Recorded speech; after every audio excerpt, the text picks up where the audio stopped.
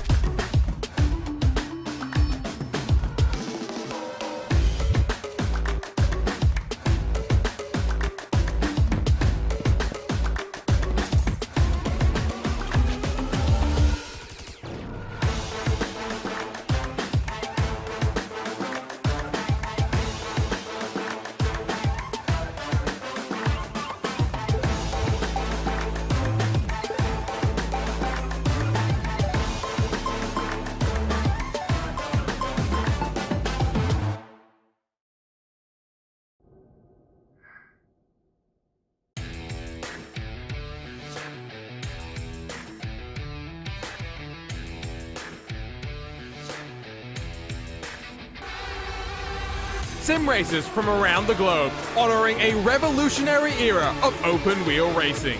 With a beast not easily tamed, roaring around legendary circuits at breakneck speed. When engineers and drivers push boundaries, sometimes too far. When heroes muscled roaring beasts wheel to wheel around the hallowed ground. A time when the only driver aids were his 2 feet, the perfect combination of man, machine, and speed. Experience the competition and the glory of early 80s IndyCar action. The Lionheart Retro Series presented by Next Level Racing starts now.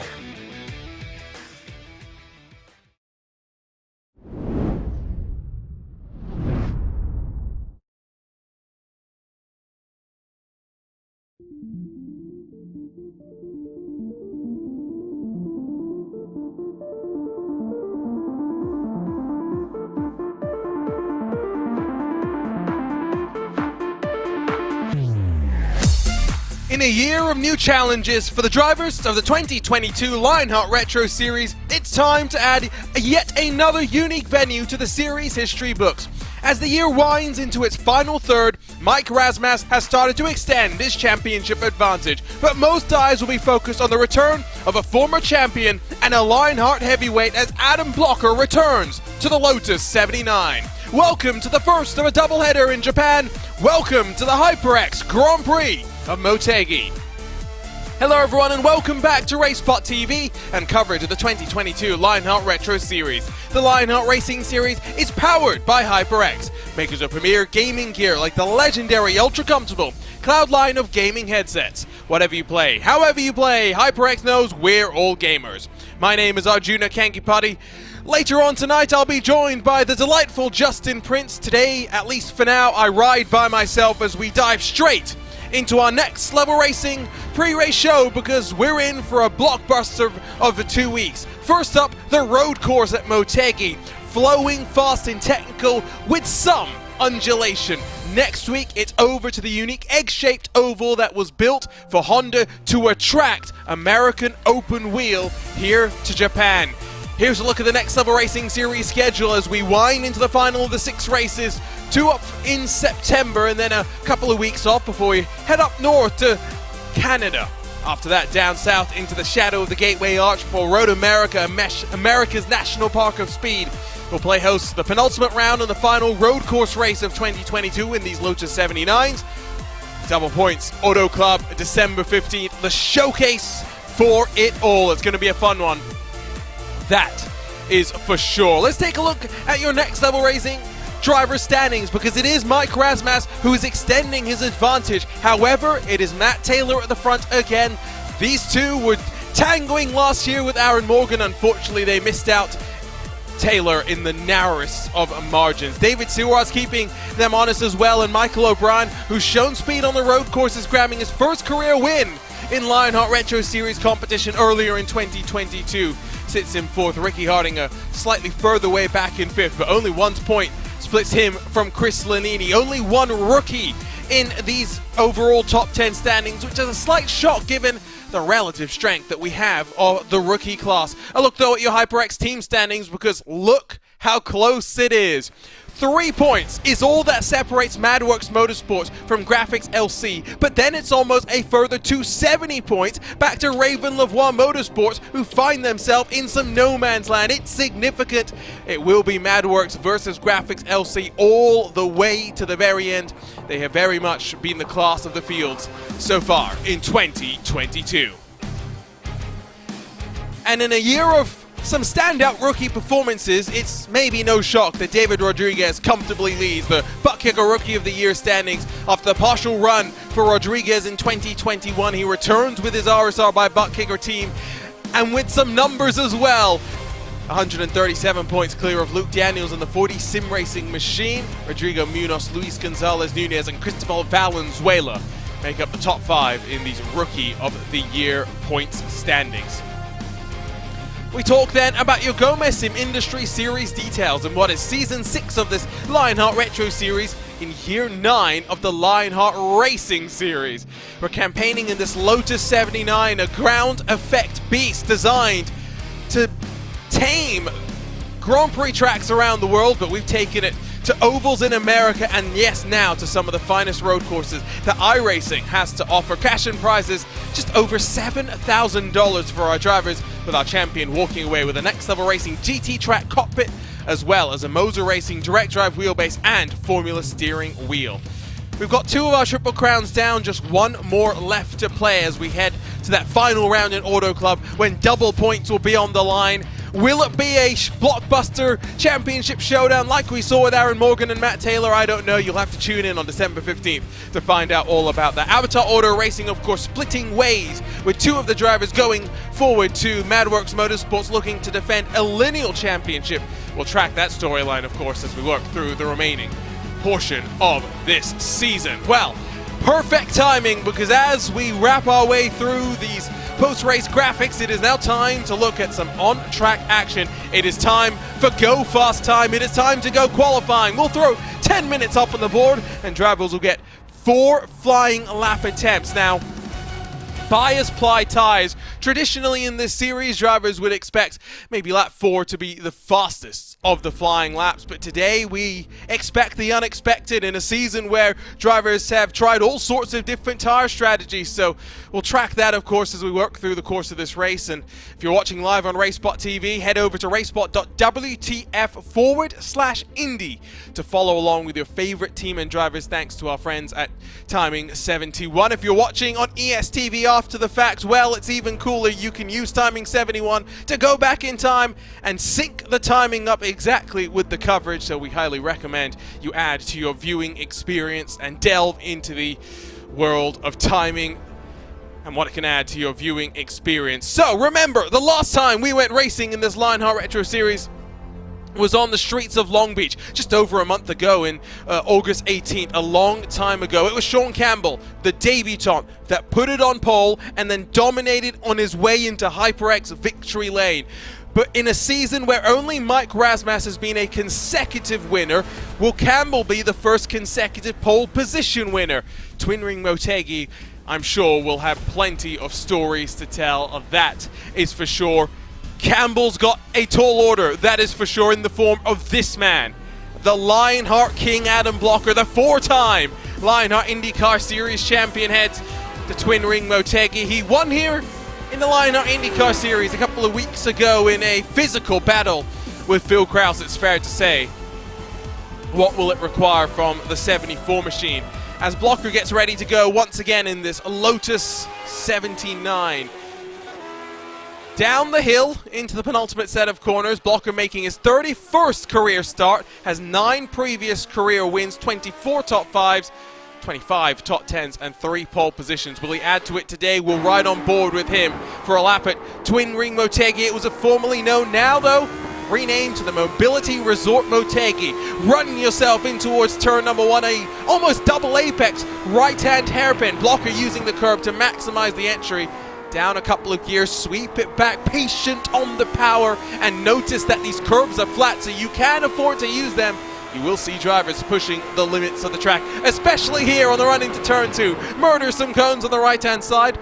Blocker nice and tidy, but it's all really about setting up turn 4. Tentative on the power, but I think he was already full throttle before he got to the apex of turn 3. Nice and tidy as he descend turn 4, braking at the 75-meter mark basically, and go underneath the oval. A unique viewing experience, and then diving in towards 5 and 6 and through towards the S's. Listen to the commitment from Blocker, down a gear in towards what is turn 8, and then this is where he got the move done for the lead. So watch for turn 9, which isn't a full 90 tight hairpin, but it very much widens on its exit, so you can afford to run a little bit wider. Crucial corner though at turn 10 to get onto the back straightaway. Watch Blocker manage those rear tires as he stomps onto the power. Times beginning to trickle on in. Benchmark now is Taylor. The 140.013, Campbell second. Down the hill, gravity works against you. So easy to go deep into the braking zone, but Blocker's nice and tidy. Slings it into the tricky final complex of corners.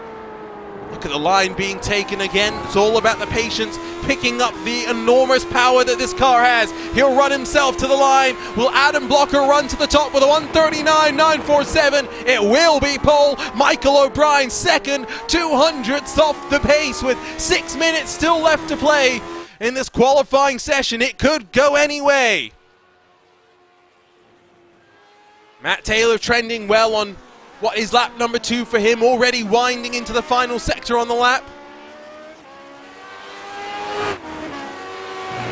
Plenty to talk about in terms of changes, not in terms of the physics of this car, but a full revamp, top to bottom graphically from iRacing, has resulted in drivers having to quickly rework some paint schemes. We'll see some rather plainer looking designs through the course of today. So 140.013 for Taylor, his first time by. With half of qualifying done, will the man sitting second in the championship be able to run himself further up the grid? Powers out of the final corner. It's a 39.905, a tenth of an improvement, good enough for pole. now lays the gauntlet down to the likes of David Sirah, the 99 Raven Lavoie Motorsports car next to the line.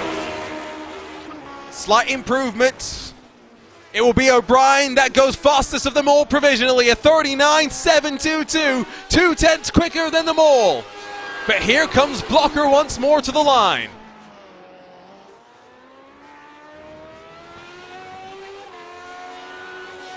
Time's getting quicker and quicker as we go, and Blocker with a 39.882, only able to snatch back second. It's O'Brien that sits on top. Gabe Wood jumps to 7th. Couple of penalties to talk about. Chris Fowler as an end of line. He'll be starting at the back.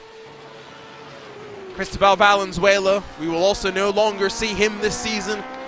One too many incidents, while over the incident limit. An incident count indeed for this championship has seen him suspended for the rest of the season. It will be one of your 3 Backfire Motorsport machines not in the field. Not really seeing too much improvement from those at the front. It's the 23 RSR by butt kicker Marius Valiokis, and might be trending the best of them all. New paint scheme for this car as well, with that redesign and opportunity for a rethink.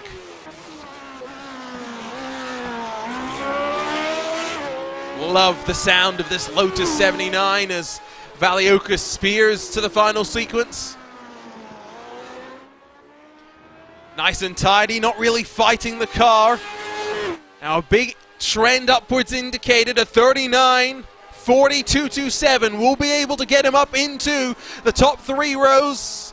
Rodriguez's teammate slides behind him into 8th. They'll start alongside, or rather bumper to bumper if it starts as this. Taylor now onto his final lap. O'Brien is as well. They did not improve on lap 3. Can Blocker find more pace as he will start his final lap? 39.792. More speed, but still second for Blocker.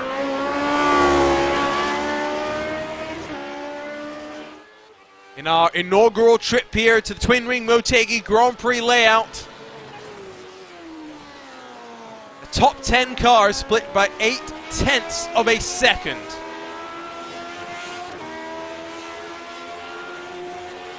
We look from up above as Blocker will cut underneath that oval.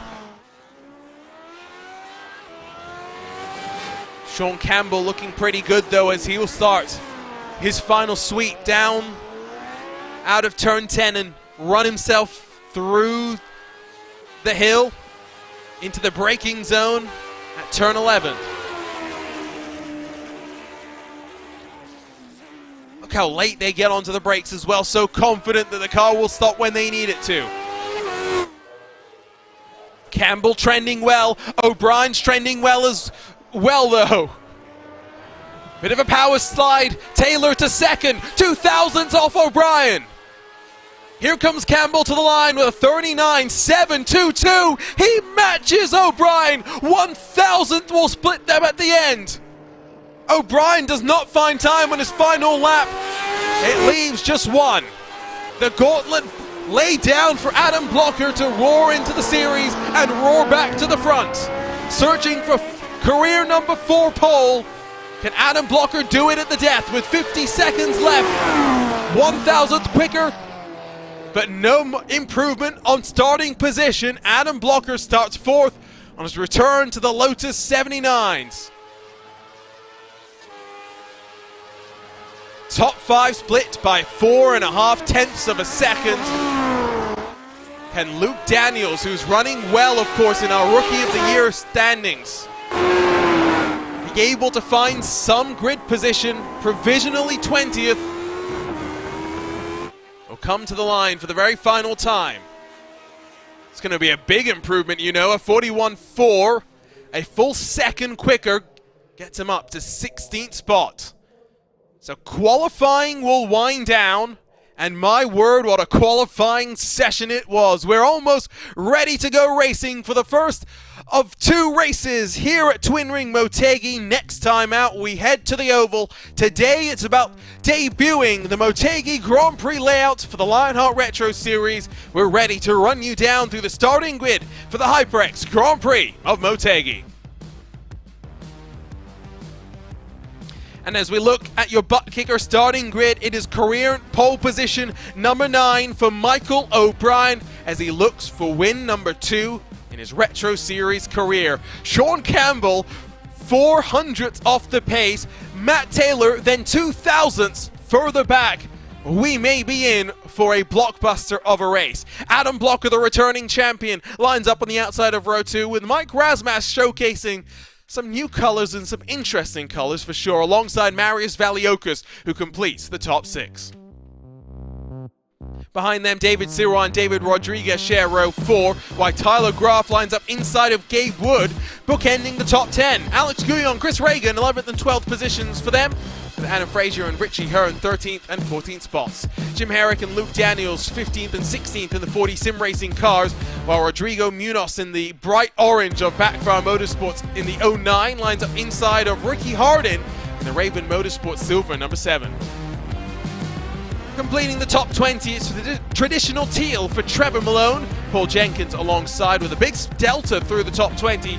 Danny Roberts, Robert Mikes, Hugo Gallus and Craig Forsyth. Top 24th, and all the cars with lap times on the board. Behind them, Chris Fowler with his end-of-line penalty. Mark Cohn and Chris Lanini will make up the rest of your 27-car field that is ready to inaugurate Lionheart Retro Series competition here at Twin Ring Motegi. As always, we've got onboard cameras to walk you through. Quick onboard lap, rather formation lap, so let's quickly do that before we get underway.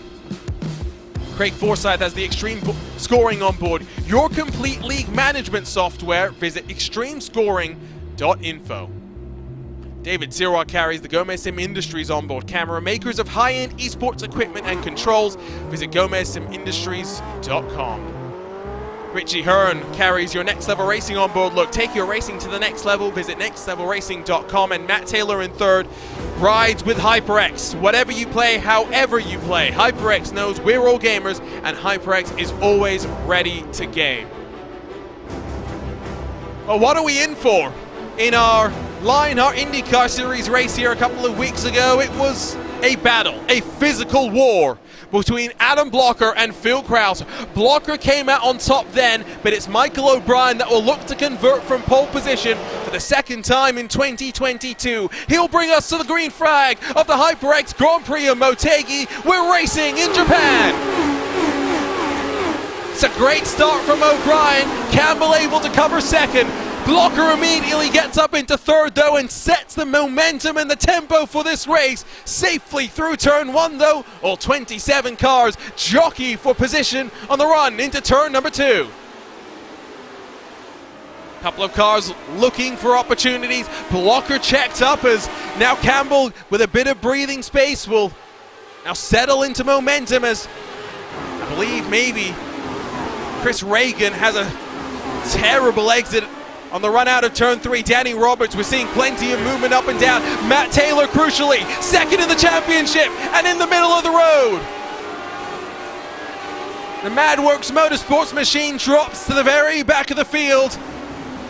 A bit of a breakaway forming now between the front 2 cars as drama in the championship for Matt Taylor.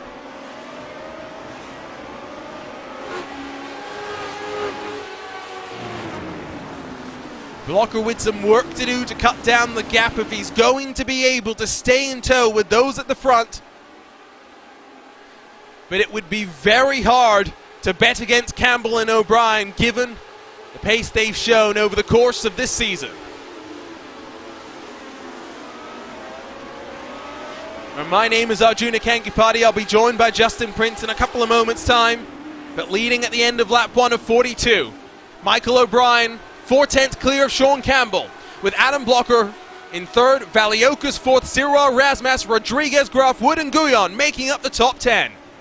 Let's go back in time though and take a look at the RaceSpotTV replay and pick up what happened to Matt Taylor, because in terms of championship. It doesn't get more important than this, and it's the mistake from Blocker that compromises Taylor and sets up all the shenanigans. I'll have to grab another look at this one, but it's deep into the braking zone from Blocker, locks the right front, and then with some contact with Razmas, that's what actually spins him around. And he's going to bring his car back to pit lane, so clearly whatever happened in that contact has left his car a little bit worse for wear. Gabe Wood has lost a couple of positions as well. And Taylor had to limp that car back to pit lane. He lost a lot of time all the way around. Let's pick up what happened to Gabe Wood. He's just too greedy on the throttle out of turn 3. Plenty of aero wash and dirty air to contend with as well, and it really does check you up all the way through. See who's fastest this time by. See how the tire game fares out over the course of the runs as well. Fuel window about 19 to 20 laps, but if you get it to 21 with a short formation lap to think about as well, never say never. Could we see the one-stop strategy claim the inaugural victory here? We know Blocker's great at fuel saving. Sean Campbell is in the draft. It does not get much more beneficial than this when we talk about the fuel games. Another replay to take a look at is I think Chris Lanini parks it in the kitty litter, and it might be day done for him.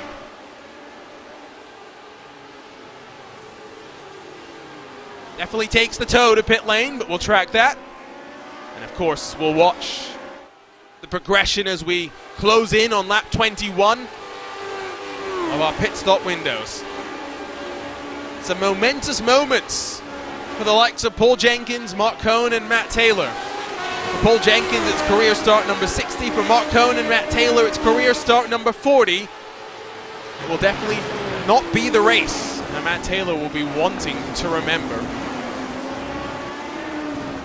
And of course, in this 18-round championship, drivers are allowed to drop their 2 lowest scores of each round, so you would expect Taylor to use this as one of those 2 drop rounds in the championship. As word from race control is that contact will be reviewed post-race. Lap 1 contact, in the real world, it's always judged with a slightly different lens to how incidents later in the race when drivers are a little bit more settled, not engulfed in the packs in the same way are, so it will be an interesting proposition. Blocker struggling relative to the top 2, although maybe it's more a case of O'Brien looking to stretch his legs, set the line, the gap half a second or so. Blocker only 1.5 back. O'Brien punches in the fastest lap, steals it back from Sean Campbell. I think we're in for a bit of tit for tat here. Razmas and Sirra have gone back and forth, but it is Razmas that will work forward back up into 5th. Good start for the likes of Richie Hearn, who now gets in front of Gabe Wood and up into 11th spot in his machine. The Elite West Racing blue and yellow number 70 looking splendid. Always great to have a driver of Richie Hearn's caliber with that real-world pedigree when it comes to American open wheel racing. Don't believe Richie ever raced here at Motegi. IndyCar Series did, of course, race on the road course once after the oval was damaged, but before that, a long and storied history as Honda looked to bring IndyCar to this side of the world. Danica Patrick becoming the first woman to win in IndyCar, and then of course several years on from after the track being built and Honda looking for their very first victory, it was Dan Weldon, the Lionheart himself, that would become winner number 1 for Honda here at Twin Ring Motegi on the oval. Back at the front of the field as they'll wind up for yet another lap. Gap grows between your leader and Blocker, at least for a moment. It does look difficult to pass, and as a result, Seeing plenty of groups starting to form. We were out on board with Chris Reagan in the number 19. You can see Alex Guyon in front with those staggered tires. A little bit more traction as you spool the power all the way through these rear wheels.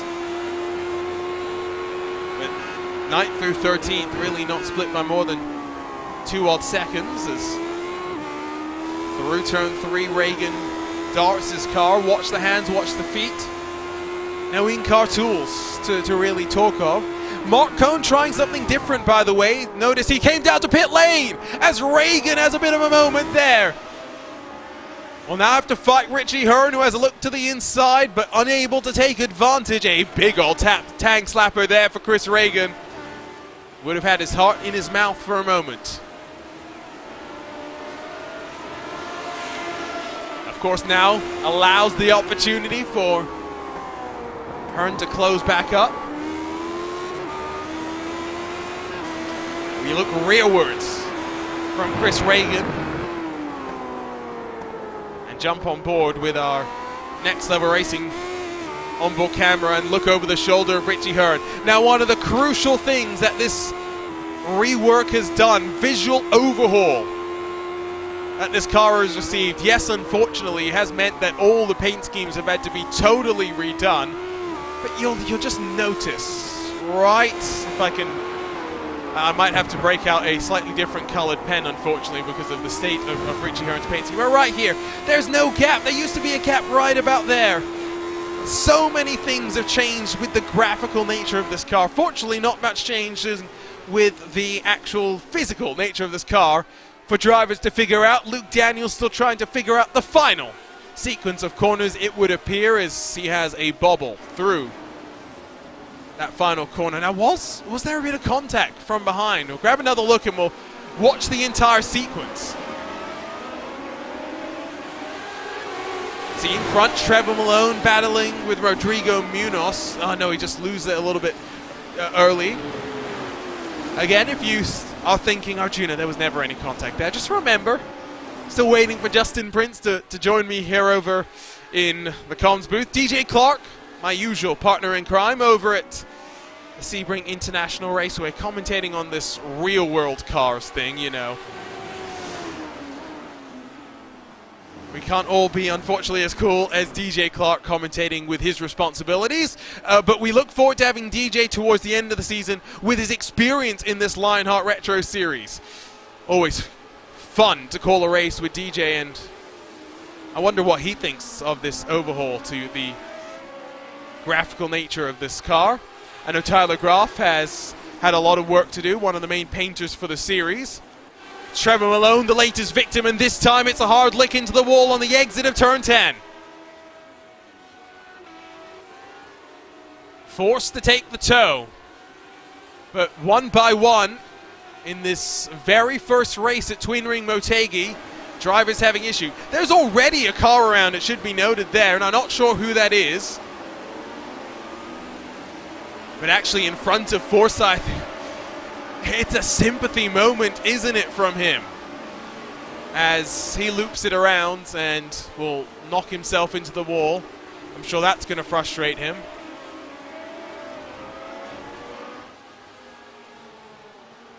Let's see if we can figure out what happened to that other car that was spun around.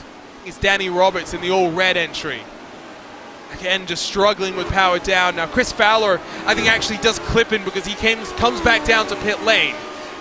Oh, and there are unsafe rejoins, and then there is that. Unfortunately for Danny Roberts, that is a swift trip to the steward's office,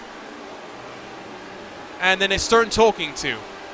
We'll grab another look at it if we can and try and jump on board with Craig Forsyth here, because my word, there's not much more he could do.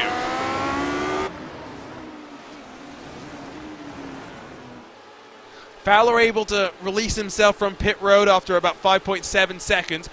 Malone 90 seconds does look like terminal damage. Just seen him jump into our YouTube chat as well. Been an unfortunate race for him here today. So about roughly a third through the fuel run. You'd think with pit entry here being so treacherous, you would potentially want to try and avoid the extra stop. Now, Blocker maybe not so worried about losing ground. He thinks they're not saving fuel in front of him. So we'll have to track that as we have 7 laps in the books. David Sirrah runs himself in 6th in the Raven Lavoie Motorsports car. He is today's Moser Racing featured driver as we take a look at his 30th career start, searching for what will be a 16th potential top 5. Has been very consistent in this series, came in as, I think it's fair to say, a road course ringer, but has adapted to the ovals and has very much found his place there.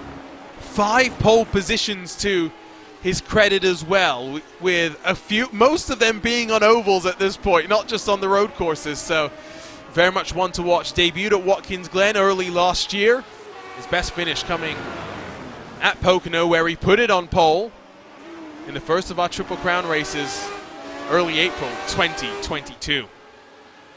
So our Moser Racing driver profile, David Sirrah for today's race, and you can see right on board with him how close he is to Mike Razmas. No doubting who it is. Read the name on the rear ring.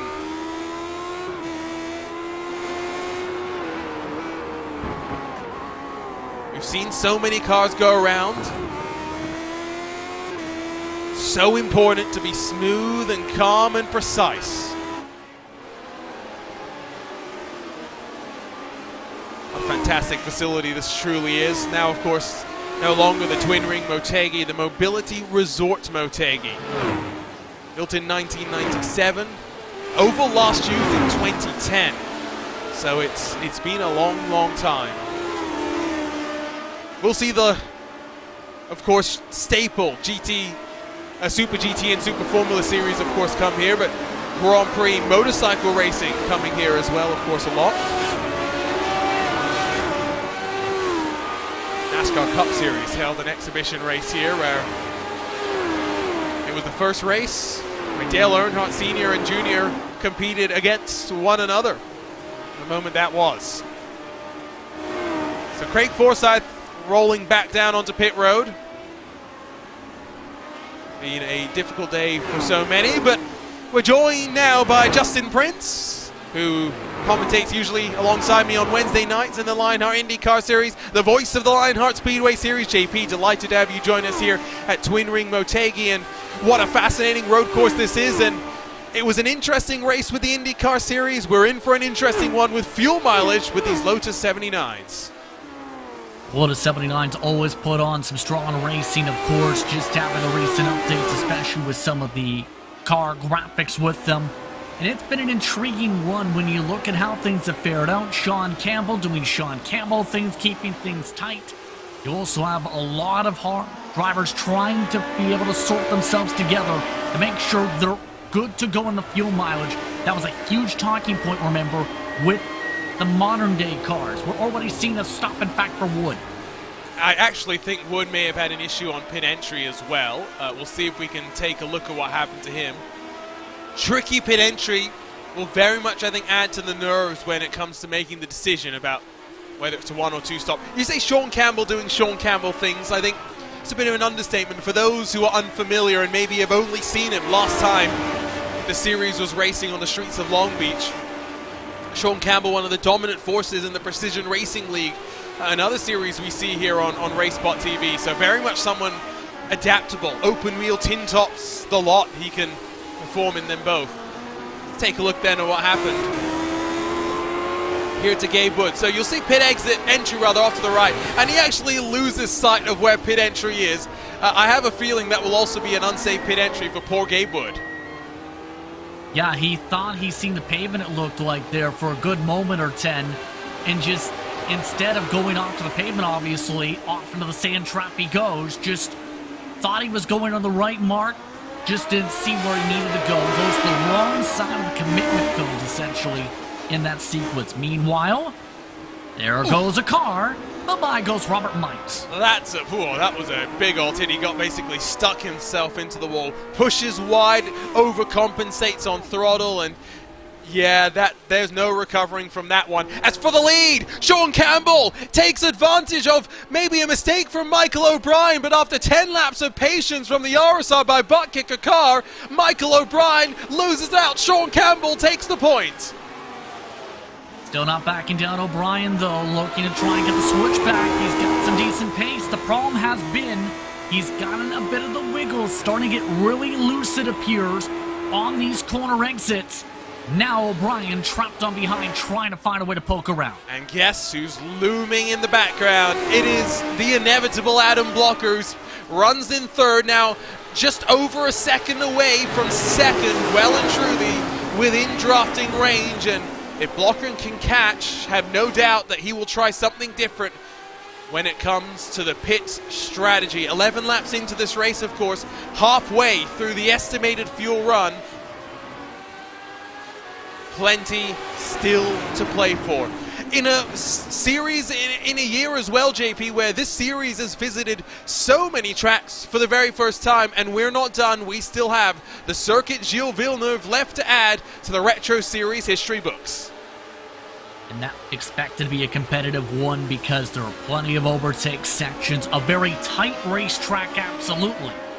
The run up towards that final chicane to the wall of champions, one of the prime passing chances potentially, as well as the run up into Lepengo before that casino straight. So that will be a major talking point, I think, when you go to Montreal when it comes to Lotus 79s.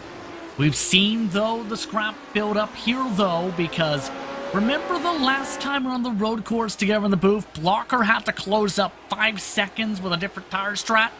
He's been able to do raw pace things again by 8/10 a lap last time he closed into the leader. And it wasn't just that he had the raw pace, right? It was the willingness to get the elbows out, which is so important in open wheel racing. The willingness to put your car where someone else maybe is not willing to. Let's grab a look at this sequence. You can already tell how defensive O'Brien was feeling in the moment, almost sliding wide through the opening sequence of corners. Then proactive in the block. Campbell throws the dummy in. Oh, a big tank slapper there from O'Brien. Campbell sails around the outside, cool as a cucumber. Almost looked like he may have stomped on the brakes so hard it caused it to stabilize. Just looked very wiggly loose on that entry as he tried to decelerate to make sure he entered the corner. But now, the top thing for O'Brien is he is really trying to charge these corners, struggling to do so. That's costing lots of ground. That can make him vulnerable and quickly for Adam Blocker if he gets up there, and when he gets up there is the better term. Very curious what we're going to see when it comes to the tire calls as well. Will someone gamble and try and take a tire here? I'll be shocked, but never say never. That is for sure. For Sean Campbell, I think we said one of 3 drivers in Lionheart Retro Series history to win on debut in this series. Of course, the first ever winner in the Retro Series technically is also a recipient of that mark, but feels a little unfair. Sean Campbell, fastest lap of the race at 39.372. Now that's almost 2/10 quicker than O'Brien. It's almost 6/10 quicker than Blocker, who clearly had a mistake in the end of that last lap. Like I mentioned, Sean Campbell doing Sean Campbell things. You mentioned the versatility when it comes to driving. Races in various different series with all kinds of different cars. Seen him a few times pop up with his own camera at some point, Sergio, from the soup aisle. With his last name, of course, being Campbell. Yeah, we're not allowed to talk about Sean Campbell's camera antics anymore after what he did in the Precision Racing League a couple of nights ago. I think Richie Hearn has had an issue, and indeed he has. Around goes the Elite West Racing machine. Drops outside of the top 10 and down into 12th position.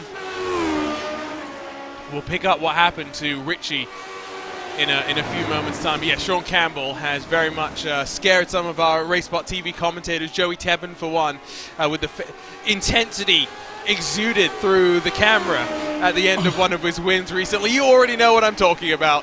I've seen that, yeah. Yes, now you know where I'm going with this one.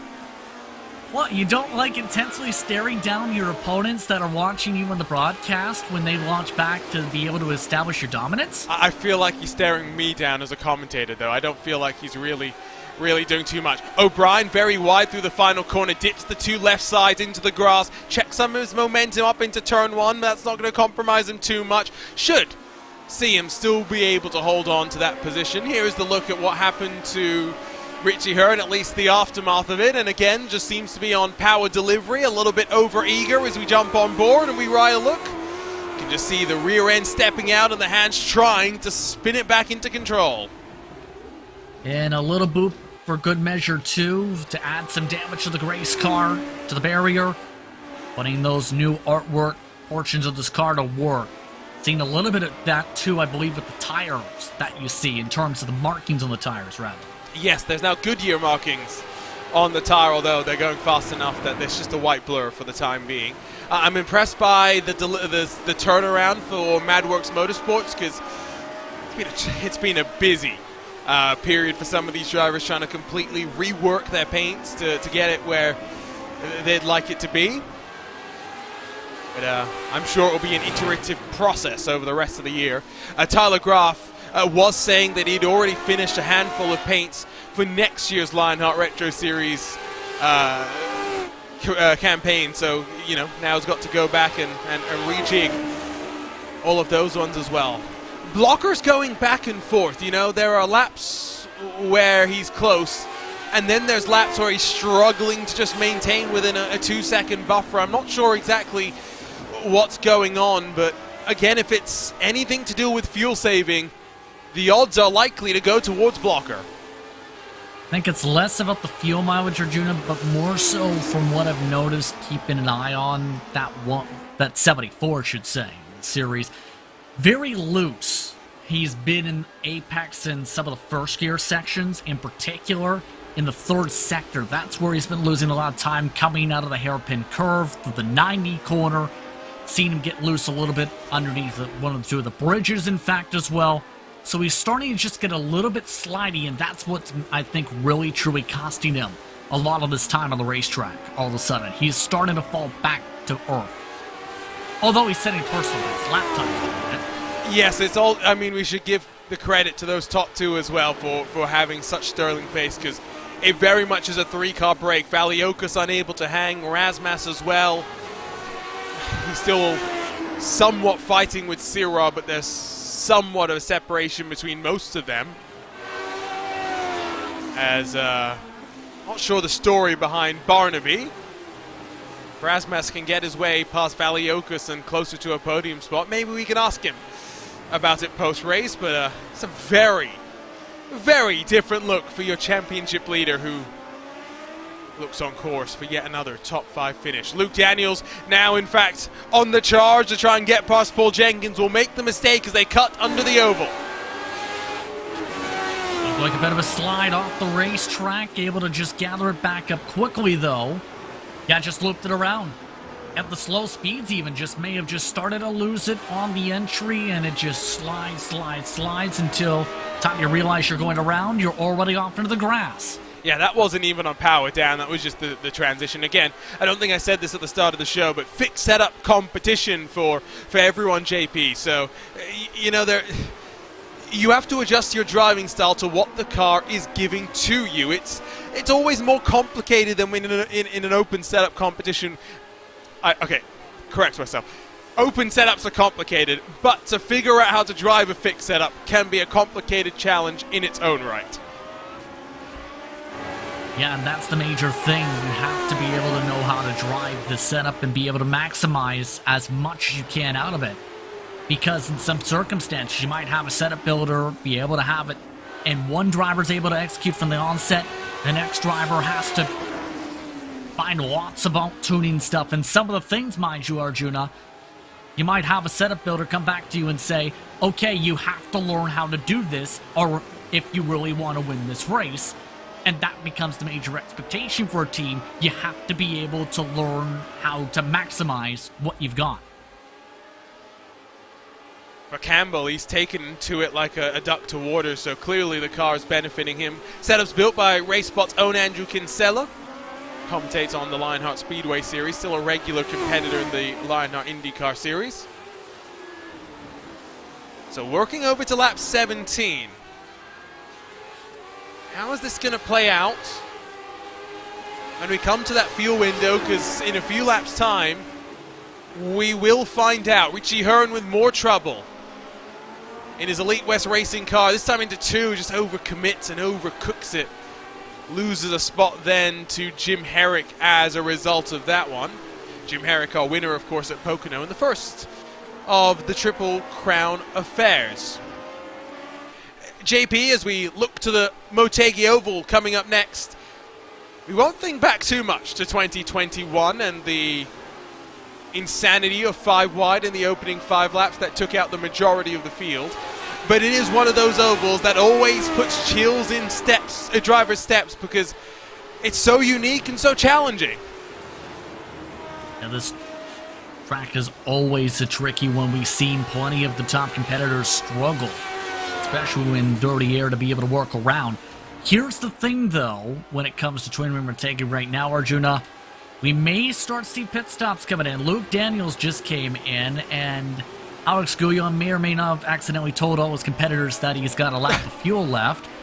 So, in our words, we might see pit stops early. Classic. Yes. And when going back to the point about, telling all your competitors, it's one of the things about sim racing. You have a channel, a direct line of communication to everyone else on track. So you got to be careful with exactly how you use it. If you pit this early, you are guaranteeing a 2-stop. At the front of the field, I don't think that's what you need. I think you need the 1-stop. However, have they really been able to maintain this relentless pace while hitting numbers? I somehow seem to doubt it. That's got to be the major concern, where if you're not thinking the big picture racing, guess what? The picture frame's going to crack in by the time you find out or realize it that you've been pushing too hard trying to race. For lack of a better term, you end up losing more spots than you would playing the strategy game. That's why so many top crew chiefs on the iRacing service try and vouch or try and hammer in. Think big picture. You've got to hit that fuel mark. We mentioned the importance of that halfway point of this race being so tight. And we mentioned that was a talking point with the Dollar IR18 for the last race for Lionheart at this track as well. So you have to make sure you hit that halfway point if you're Michael O'Brien. Save, but still keep Campbell within your range to make sure he's within grasping distance when it's time to go full send. 2 different things on the line for each of these drivers. For Campbell, it is just victories. That's all that's really at the forefront of his mind. When it comes to Michael O'Brien, surely he's thinking about how he can close the championship gap to Razmas, or at the very least, get closer to second, or just get points for MadWorks Motorsports and the HyperX team standings compared to their rivals in Graphics LC. But here's the commitment from O'Brien. He is going for the 2-stop. He peels to pit lane. Oh boy, now it becomes a strategic race. We've had one car cut through portions of the pit entry. Blocker is in. So now it becomes a really nerve-wracking race for the end. So has Campbell been able to save more fuel while still being one of the fastest cars on track? That is amazing, I tell you what. I think we'll pick up what you were referring to here, JP, is it's Gabe Wood. Oh my God. Yeah, so he's just not getting along with the final sector, it's fair to say. Gabe Wood's night has been an adventure, it seems, over the past 10 minutes or so. He's the last car on the track. So give him credit for still going. Still running. Yes, and remember, he hadn't been feeling well with the previous run at IndyCar here. So, O'Brien actually has built up a bit of a gap to Blocker through the cycle. 2.2 seconds, so good execution there, not just in getting into the lane, but no pit limiter, of course, for these cars. It's just about balancing that throttle with the RPM. So we're guaranteed a 2-stop from O'Brien and Blocker. Does Campbell respond on this lap as Richie Hearn as well as Ricky Hardin will roll out of pit lane? Look at the 26 car. Stage right he goes, coming to pit lane. We've got a battle as Campbell rolls into his box. So that is a little bit lower than the projections, where it was up to 20, which would have been fuel mileage type of brace. Mike Rasmus also in. See if the undercut works out for the 45 compared to what Campbell's now doing in the box. So not going up on the jack, so no tires for Sean Campbell. 6.7 stationary for him, half a second quicker than O'Brien. And you can see there's going to be a gap. 1.8 seconds and building. Sean Campbell with a slightly quicker pit stop and the overcut grabs a stronghold on victory here in the HyperX Grand Prix of Motegi. That was an important pit stop sequence, taking a little bit less fuel. Looks like he knows that it's going to be very difficult, in fact near impossible to make it on a one stop now. So try and have a little bit of a lighter car, try and break away from the pack here and see if he can run away. That's the major thing. Blocker took a lengthy stop, mind you. He's now 3 seconds back of O'Brien because of a sequence. Maybe that explains why he is so far back. It was only half a second quicker in the box, 0.6 quicker in the lane, so not sure exactly how it all played out there. Let's grab a look at the RaceSpotTV replay machine, and Paul Jenkins getting spooked by Danny Roberts. Runs himself off into the grass and the gravel, and has to take the long way back onto terra firma and onto the tarmac itself. But we're shaping up for a fascinating final half of this race as we'll come across the line to put lap 20 into the books here at Motegi. 1.7 the margin. O'Brien has actually been able to keep Campbell quite honest, and maybe it flip-flops at the end, JP, and O'Brien's quicker in the box through the final set of stops.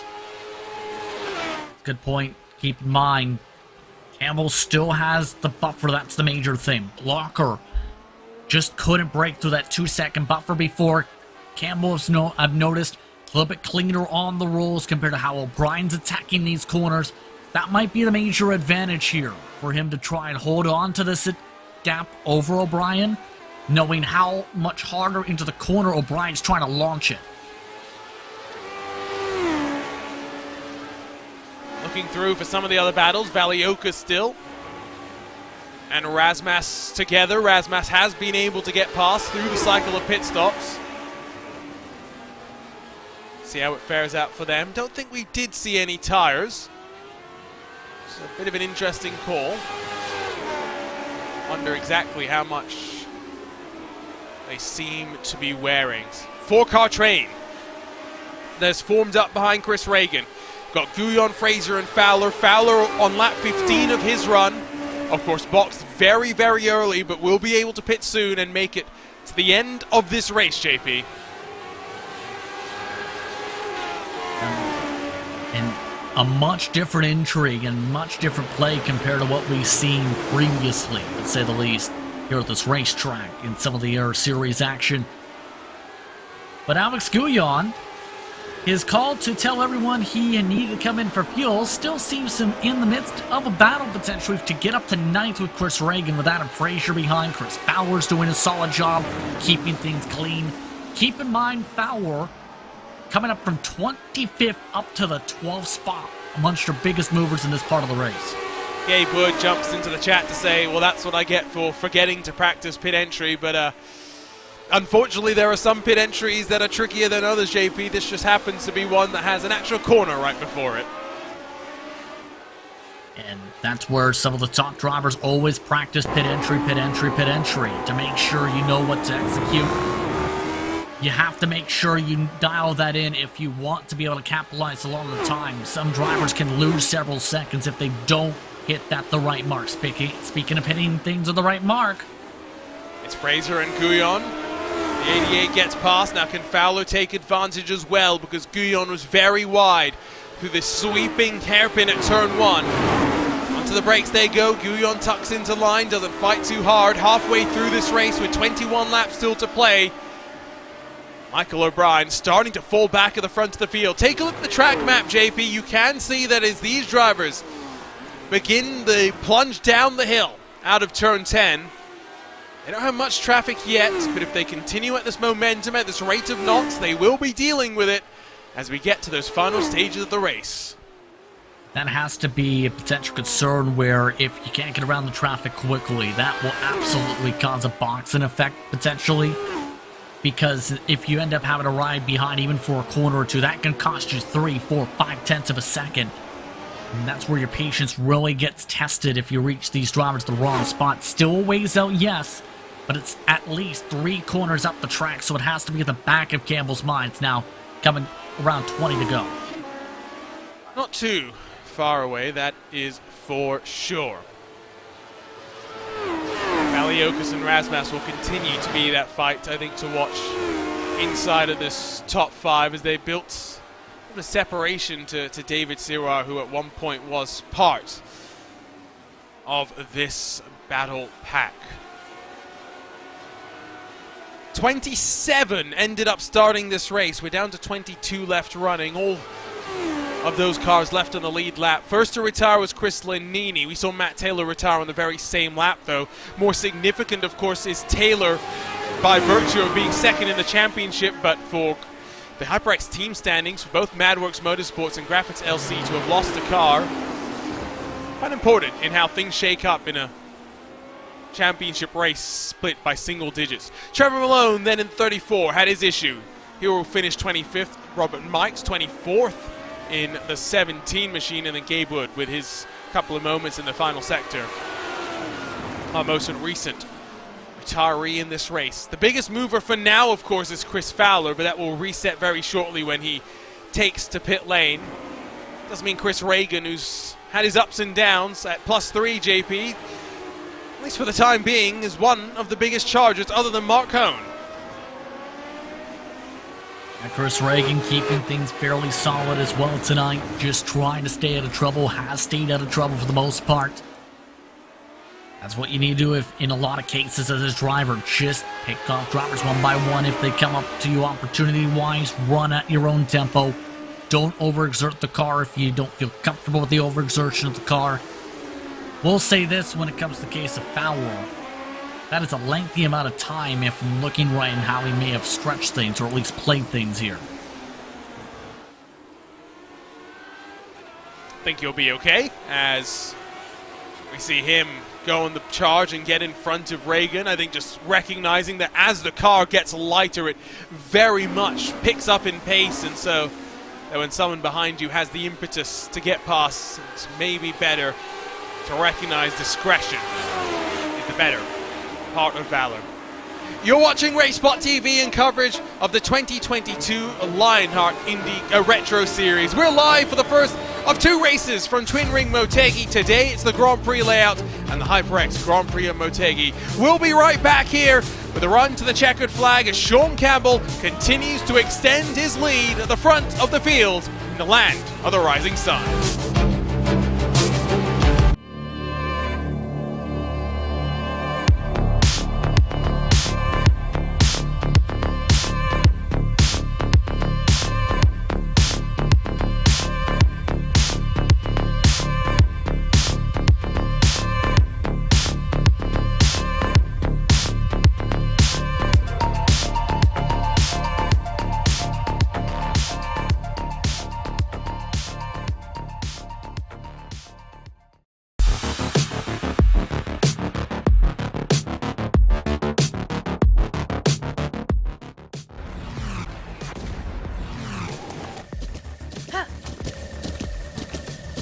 With the Butt Kicker Gamer 2, what you see and what you hear is what you feel. Butt Kicker. The future is feeling.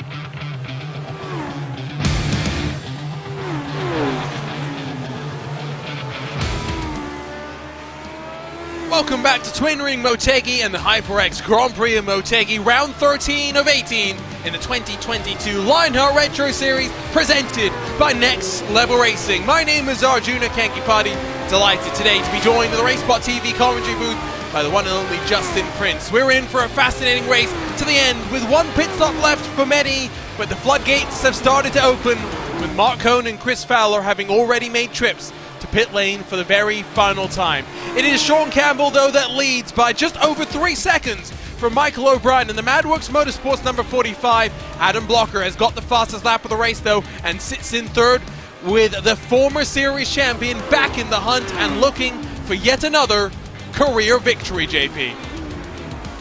Sean Campbell doing Sean Campbell things again to replicate and restate things. Campbell has been lightning quick all race long, breaking away from the draft of the strategy, now looking to try and seal things. The tough thing is going to be first traffic, that's Mark Cohn. Second thing, making sure to execute on the pit strategy.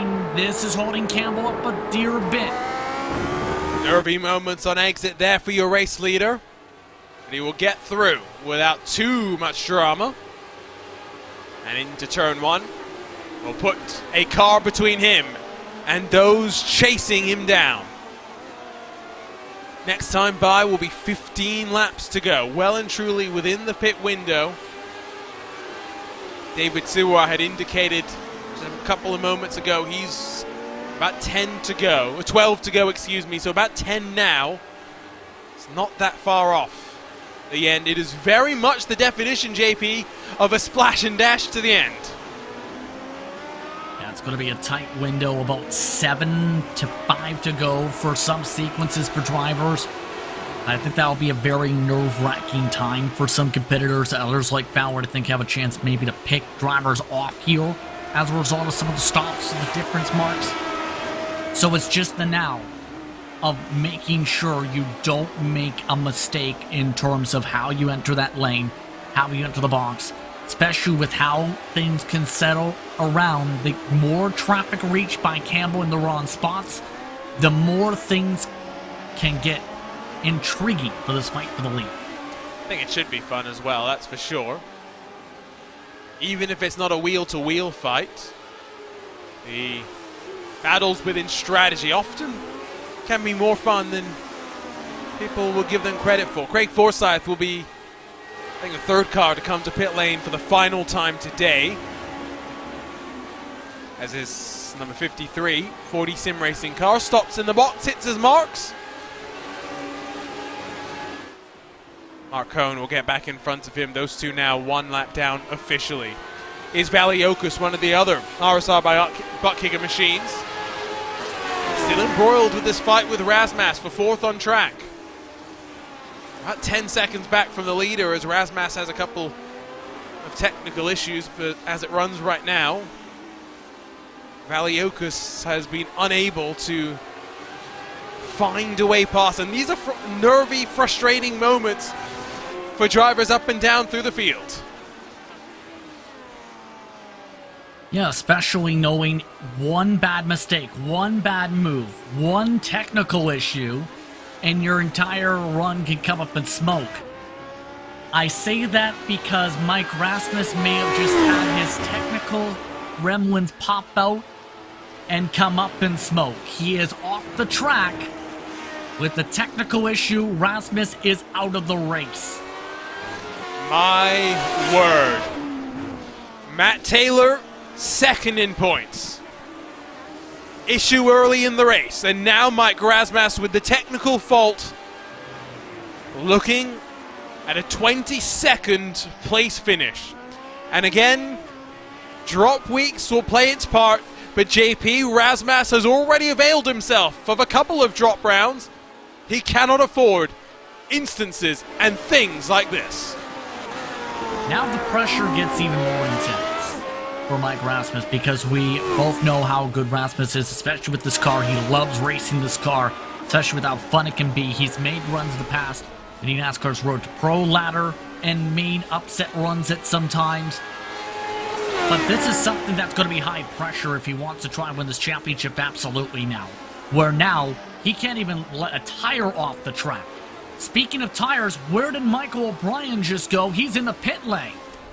I'm curious about this call. We know the car gets faster the lighter it is, but he did not burn the fuel tank. And in fact, I think Michael O'Brien has crashed from second on track.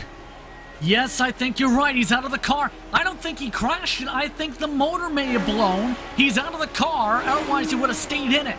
We might have to take a look at this because we'll have to look at it and figure this out and listen potentially. Maybe it was on the downshift where he compromised it. That's my first inclination. Listen and ride into turn 1 on board with the 45 Madworks Motorsports machine of Michael O'Brien. You can hear it, over aggressive with that first gear downshift. Threw the car into a gear where it never should have been. And as quick as that, two cars, two major cars with championship hopes find themselves waiting in pit lane. Unreal is an understatement here as Sean Campbell comes in a little bit early, a lot earlier than expected here for this stop. But at this point, the championship has gone up in smoke, to say the very least. I'm not just talking about the motor smoke. Yeah, whoa. There are moments that define championships. This likely will be one of them. Does this give the opportunity for David Sirois to close on Razmas, with him now being up in second spot? Would tie his best finish? Of course, he's likely to slip behind Campbell, finish on the podium at the very least. But my oh my, how things will change, JP. How things will change, how things have changed, I think is the better term at this point. With how things have broken out here, this is a disaster if you are a championship contender. Because, again, you do not want to have to rely upon drops to be able to keep in the championship. We've already seen it on Speedway, in Speedway, should say, where some of your top contenders are now getting in trouble because of the drops that they've had to utilize. And guess what? How retro it might really come into play. Next time by will be 12 to go as well. What's been a miserable day for Richie Hearn continues.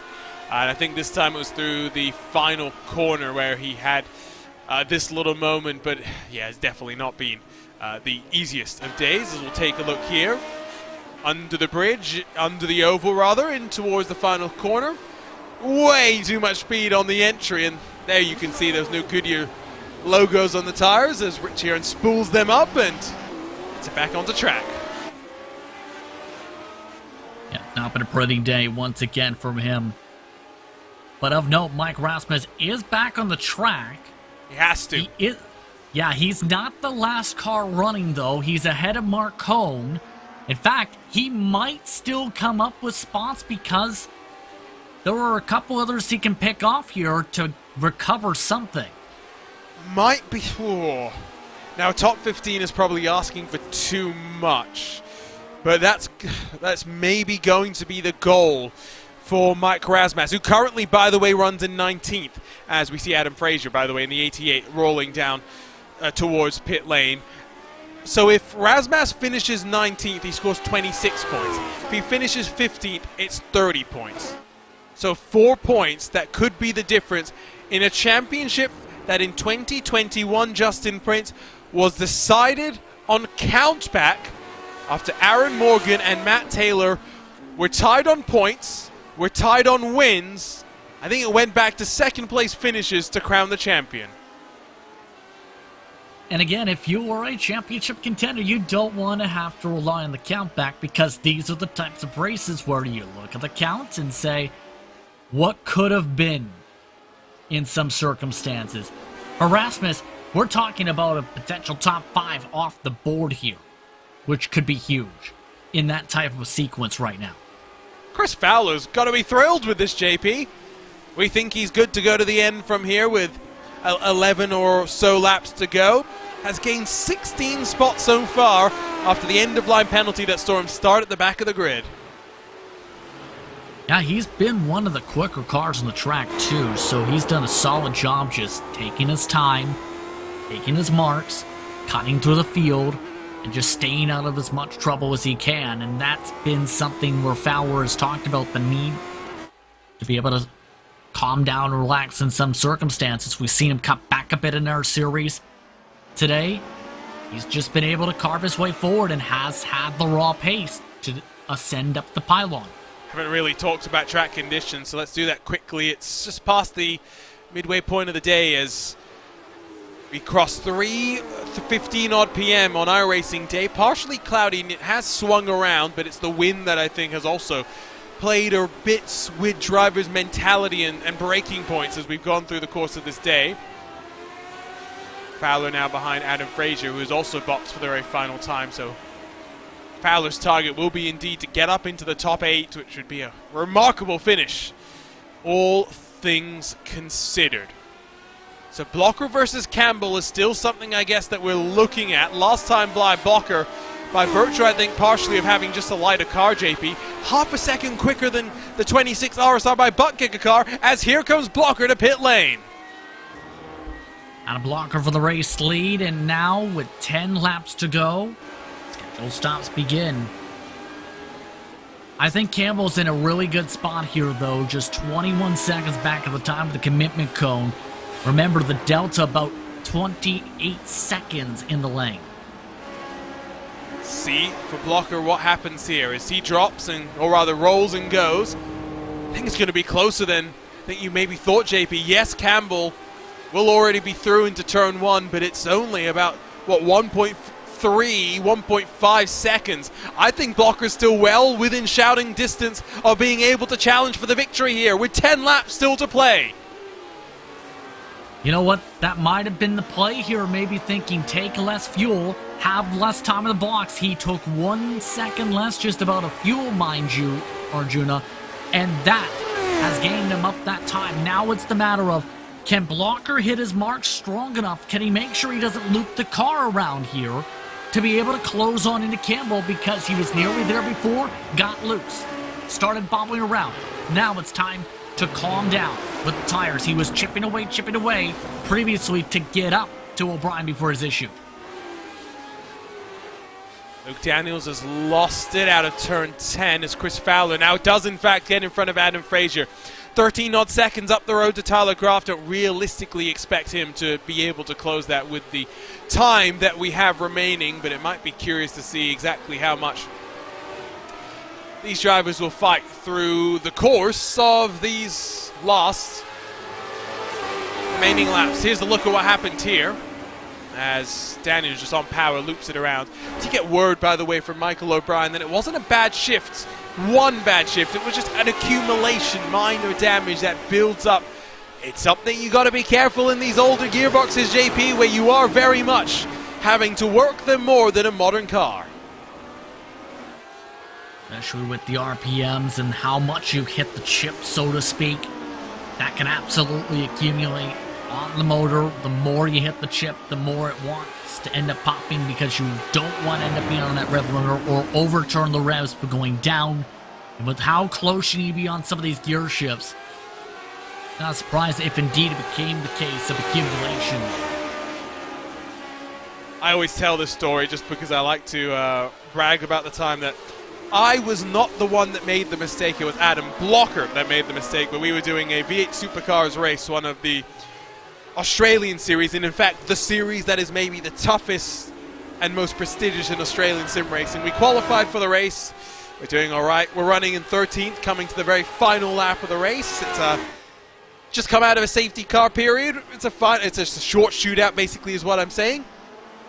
And on the very final lap, Adam Blocker goes down through the gears, throws in the blip like you've got to do in those cars, over-revs the engine, and blows up on the very final lap of the race.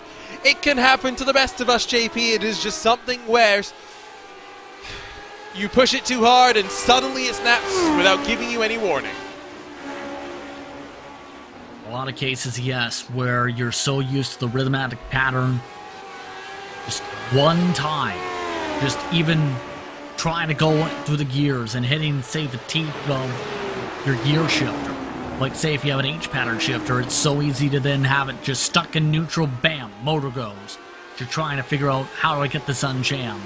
And that's a major challenge that can absolutely come to play. With now 8 to go, though, it's worth noting Sirwall's lead down to under 2 seconds. Sean Campbell is looking to reclaim it even before the pit stop, expected for the 99, as he's been telling the 99 has everybody his fuel mileage. Yeah, so he should be in what, next time by, maybe, JP, or the time after that? Give or take. He said 4 laps ago, about 2 laps ago. Okay, so yeah, probably the next time by, which is not confusing at all. Gap between Blocker and Campbell has actually grown very slightly. It's up to 1.7, it's kind of held there. It would be a shout for Sean Campbell to walk away with a second career victory after taming Adam Blocker in a feisty battle all the way to the end and maintain a 100% record of wins here in this Lionheart Retro Series. And I gotta say, I wonder if the reason why he's enjoying this car, JP, is because it's so raw. A lot of the cars that he'll be racing in for other of his RSR by butt kick commitments will have traction control, will have ABS. They won't be raw, brutal, and always trying to basically kill you, like this car tries to. I mean, a lot of drivers, Arjuna, actually, especially those who are in those type of series, also love the vintage cars, especially not just the 79, but also when you think about the stock cars from 1987. They love how you have to fight them. They love loose cars. They love cars that depend on driver skill. And that's the major thing we've seen with Campbell. The skill levels have been there. He seems to really love to slip and slide around these racetracks. And in turn, he's worked out really well throughout this entire night once again. Now just looking to slip and slide his way back to the top of the pylon. The tough thing is, though, that gap is chipping away again with Blocker. He is closing. Just like in American Open Wheel Racing, this series does require adaptability. There is a slight focus on the ovals, yes, but in this final 6 rounds, it is road course, oval, road course, oval, road course, oval, back and forth. And between each of them, they are different. You look at the road courses. From Motegi, we'll go to the circuit Gilles Villeneuve. And yes, while Motegi is relatively flat, it does have some elevation changes. Is by no means as flat as circuit Gilles Villeneuve. It has got very different curves to what Montreal will provide as well. And then you go to the Road America, America's National Park of Speed. 3 very different challenges for someone like Sean Campbell. When we talk about ovals, the egg-shaped oval that is Twin Wing Motegi up next. Then to another egg-shaped oval, but to the Worldwide Technology Raceway, will not race at all, like what this 1.5-mile oval will do. And then, of course, the Speedway Auto Club to close things out, where basically it's pedal to the metal and pray you don't get involved with something. Sirois to pit lane, 6 to go. Campbell versus Blocker. It's time for a showdown.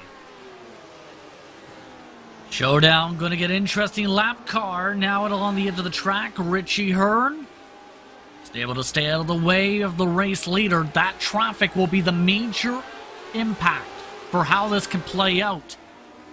Right now, if you're Blocker, you need to hit the traffic down the straightaways. If you get held up in the corners, that may cost you about half a lap in time at least. It's also hard to pass here. We haven't seen too many things at the front of the field, so think about that. The pass that Campbell made to find the point was A, because O'Brien was making mistakes, and B, just because Campbell was willing to stick his car around the outside and hope that O'Brien left him racing room. Valiokas and Sirois might fight for a third now, that final step on the podium. Sirois will want those points in the championship fight. But RSR by butt kicker, 3 of their cars, JP, inside of the top 5. They haven't seen this type of success for much of 2022, but this is what we expected when we saw their numbers coming in to the start of the year. Especially when it comes to the expectations for that group as one of the higher-up teams in all of iRacing, especially on the road side of things. That has really been executed and showcased with Campbell's appearances, absolutely. The gap down to 1.7 seconds, though. Campbell's been stronger in the final corner. Blocker still struggling to maintain time, it seems, in that same sector. We'll see how Campbell does on the ovals next time out in a week's time, 7 days from today, September 29th. Live on RaceSpotTV, don't miss that. Return to Motegi, it is bound to be exciting with 5 to go. We won't just focus on this at the front. Sirwa versus Valiokas. Surely going to be one of the action points of this race. See if we can pick up an incident further down through the fields. We pick up the aftermath of this one and we see Paul Jenkins having a bit of an issue. And there's Luke Daniels. Whoopsie daisy, that's a bit clumsy. Yep. Trying to go through the gears, bye-bye car. And a bad spot if you're Jenkins, as meanwhile... So that's the initial thing. Yeah, he was just coming out of the grass, mind you. You'll see as an opening. The car says no thank you to the opening. At one point they were fighting. They are both a lap down, but separates them for the time being. 27 starters, now 21 runners. 13 on the lead lap. The pace has been relentless at the front from the likes of Sean Campbell.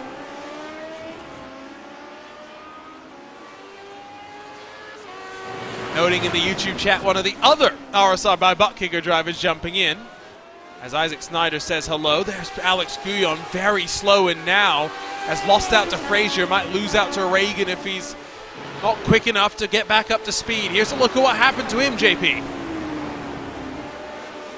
Indeed, and 08 machine. Bit of a slide. Ends up going overcooking the bit of the corner, it looked like.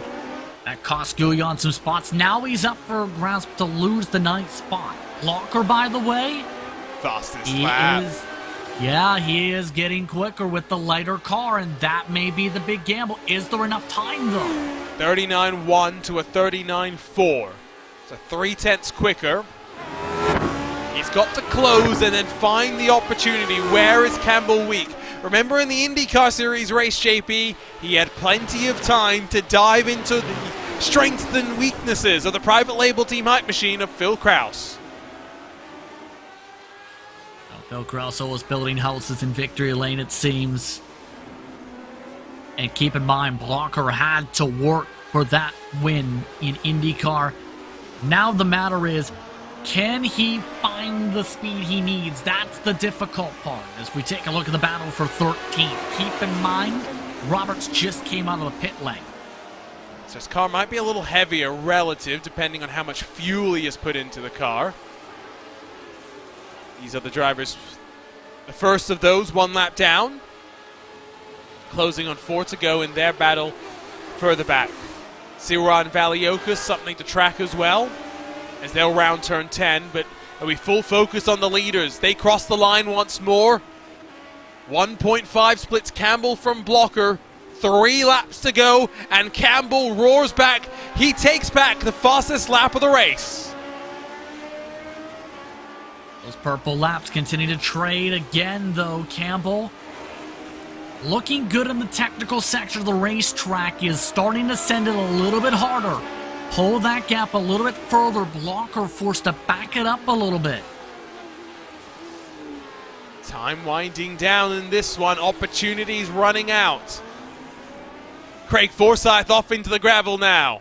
It's been a rather careless race for some, JP.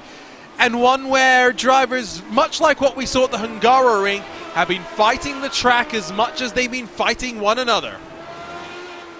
Well, this is the type of racetrack that's very difficult, right? We mentioned the difficulty to pass. It's very difficult to maintain a rhythm here. We've seen that for some in IndyCar. We've seen it a lot tonight with how loosey-goosey these cars can be.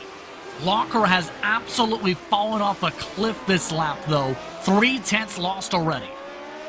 Might this be race done as Blocker pushed those tires beyond their point of thermal work? Find out. It will be 2 to go this time by. 20 plus seconds the gap between first and third. O'Brien was in the fight at one point.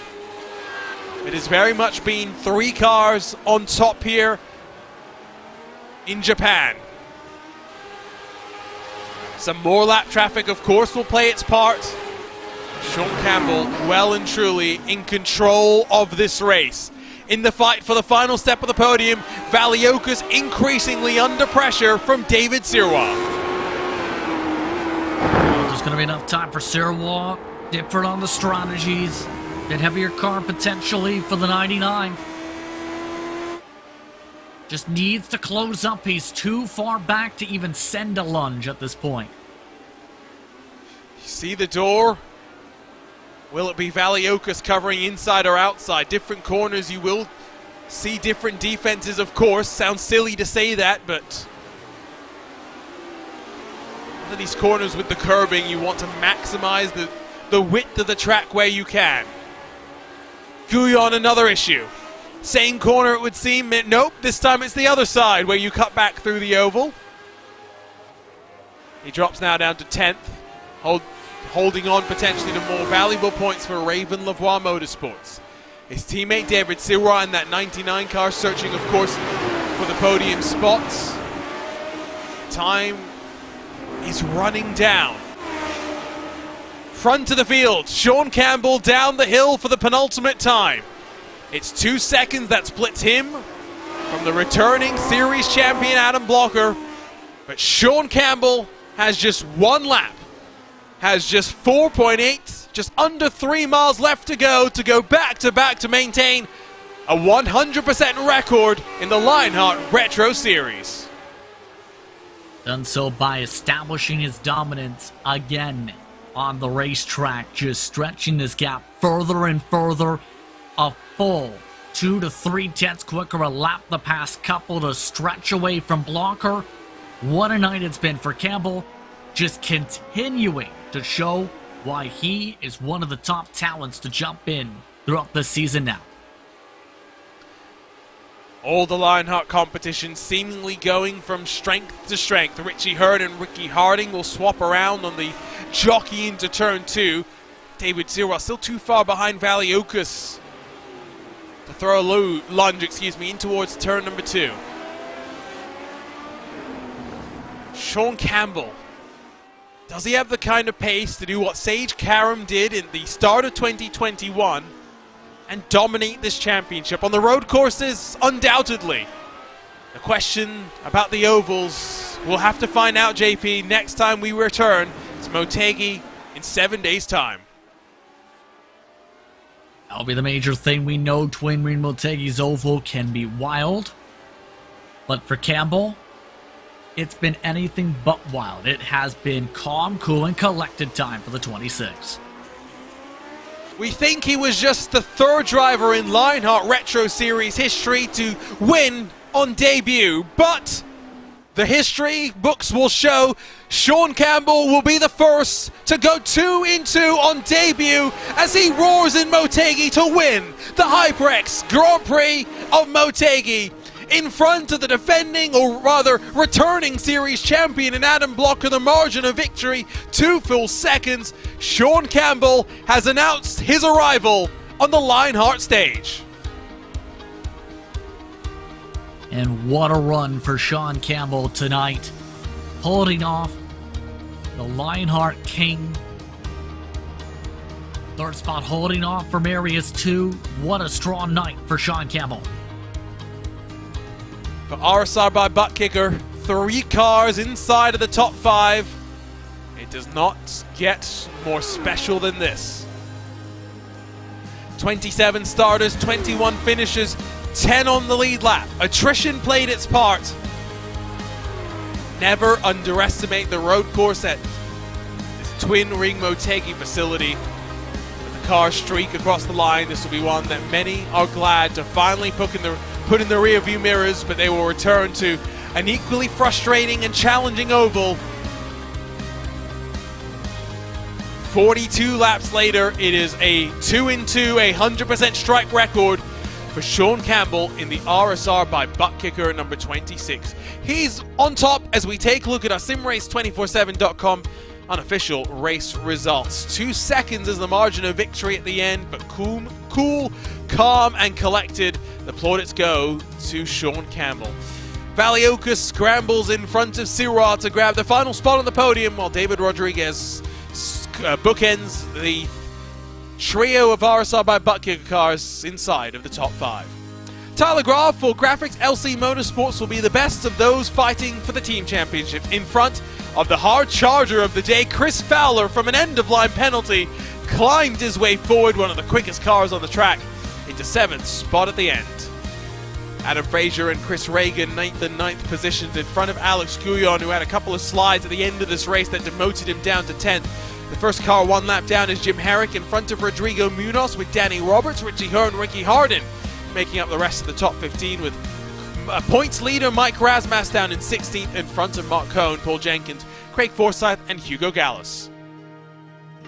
Luke Daniels, the final of our finishers, while Michael O'Brien will be frustrated to be down in 22nd, with Gabe Wood, Robert Mikes, Trevor Malone, 23rd through 25th. Lenini and Taylor for Graphics LC and Madworks Motorsports. More crucial implications of the HyperX Teams Championships, but of course as well in our next level racing, or rather butt kicker drivers points as well. Going to be very interesting how it plays out, with Razmas, O'Brien and Taylor struggling and Sirov finishing this race in 4th. That leads us nicely though in towards our HyperX post-race show, because the Lionheart Racing Series is powered by HyperX, makers of premier gaming gear like the legendary ultra-comfortable Cloud line of gaming headsets. Whatever you play, however you play, HyperX knows we're all gamers. For more information on HyperX products, visit hyperx.com. We'll give it a couple of moments, JP, for the drivers to join us here in the RaceSpotTV commentary booth. But what a race, and a moment that Sean Campbell will remember forever. Absolutely a dominating run in the second half of the race, especially leading 25 of the laps. He just played the speed right, played the strategy cards right. Campbell on the long run, one of the quickest cars on track, doing Sean Campbell things again. It was an assertive repeat performance of a trip into HyperX victory lane.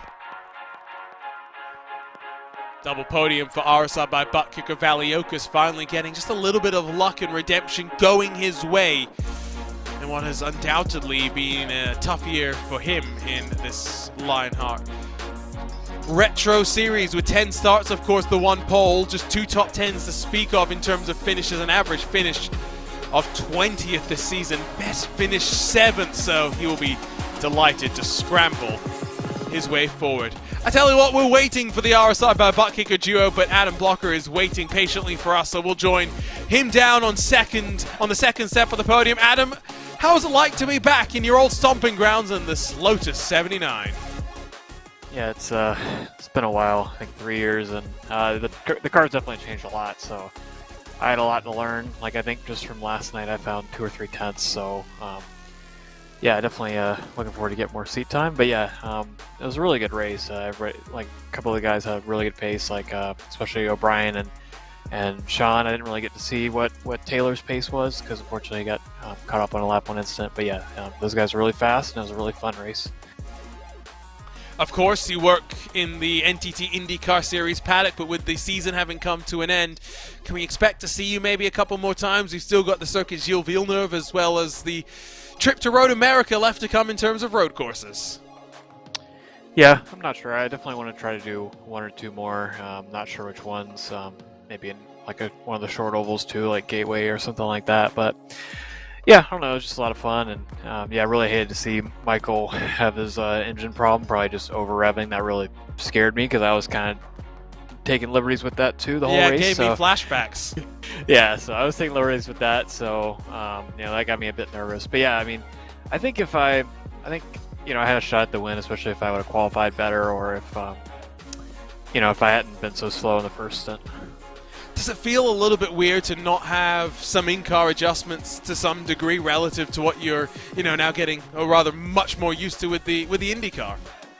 Yeah, it's a lot different. I mean, the whole car handles a lot different, especially with like the staggered tires and everything. But yeah, the bars aren't adjustable. You do get adjustable brake bias, but the brake bias is adjustable in like 0.5% increments, so it's a really big change when you do it.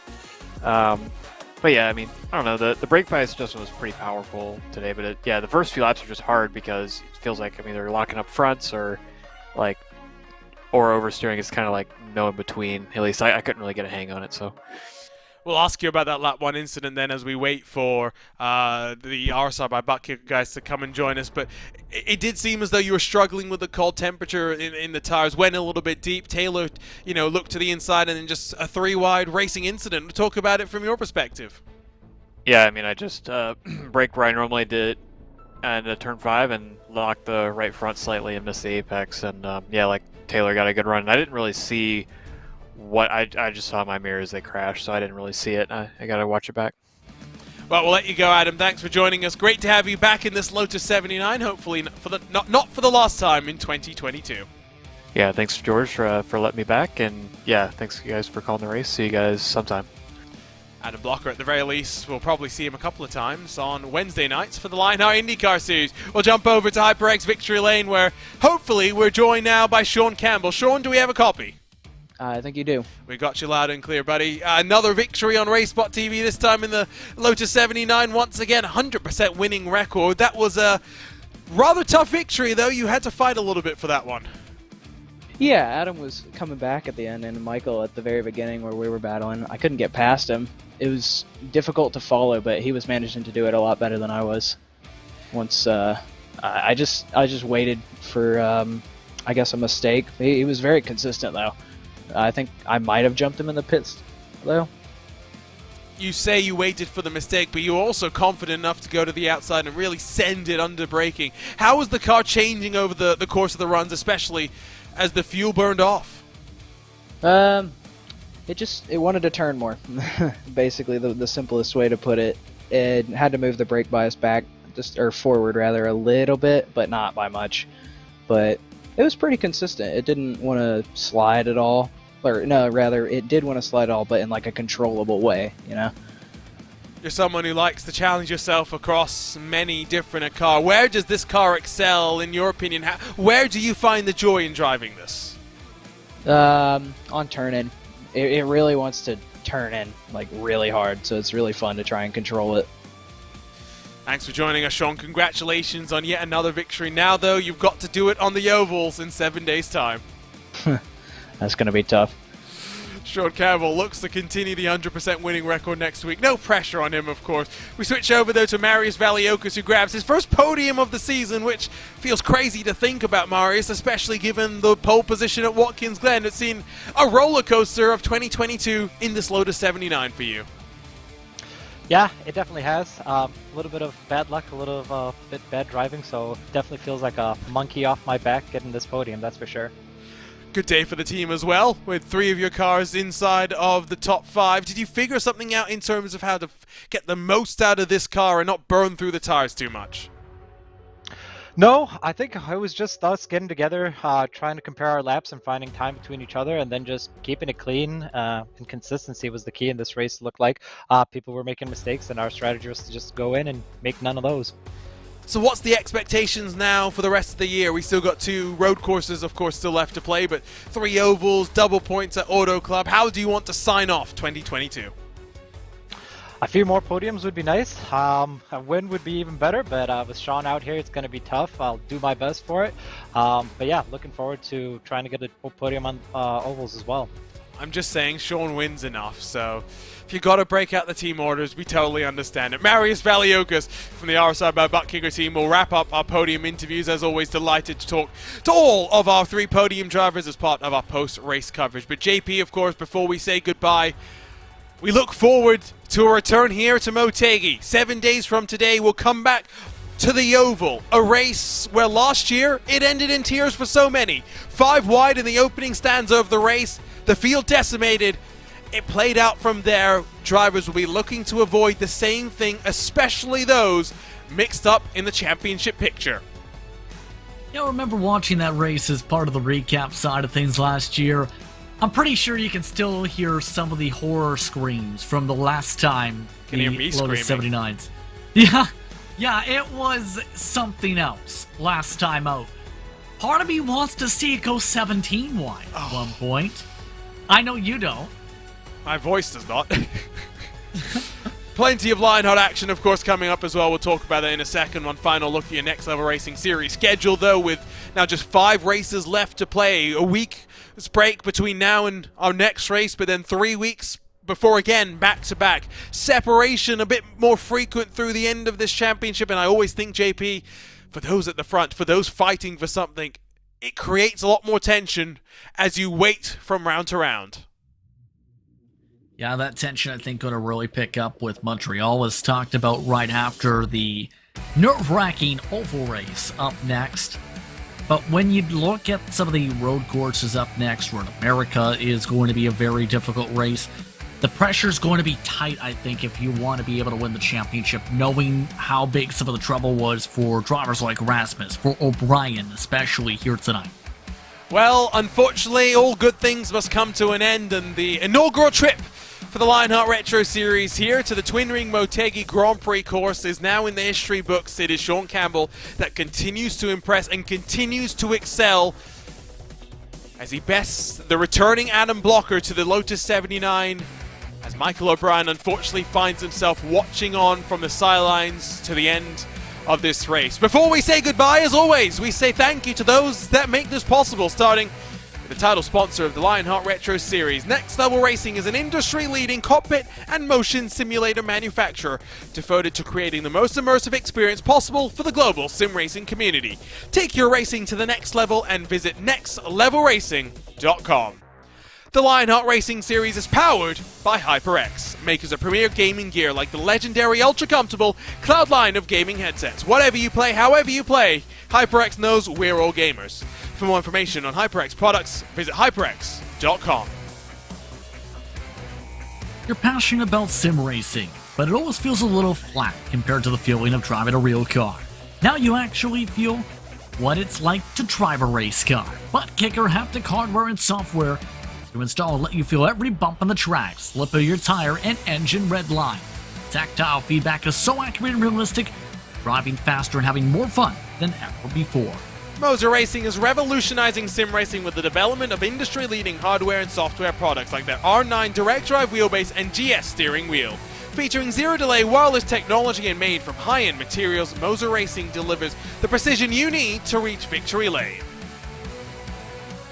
Gomez Sim Industries are makers of high-end esports equipment and controls, precision-built using nothing but the best materials available today. Passion and handmade craftsmanship drive each made-to-order build, create a driving experience like no other. Visit GomezSimIndustries.com. It's not just them, but so many more that make this all possible. To learn more about the partners of the Lionheart Racing Series or to get more information on the 3 competitions the sanctioning body puts on, head on over to LionheartRacingSeries.com, your home for all things Lionheart. Check out social media to stay up to date with the latest comings and goings from within the virtual paddock.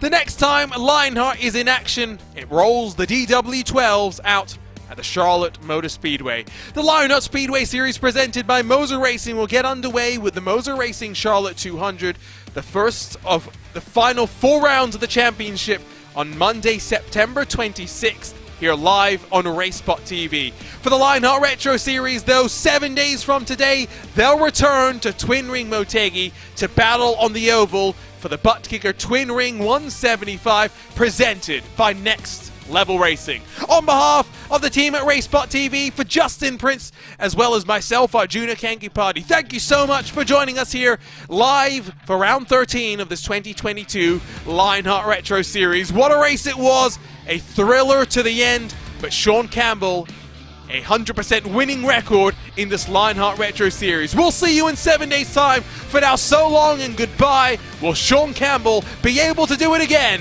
this time on the ovals?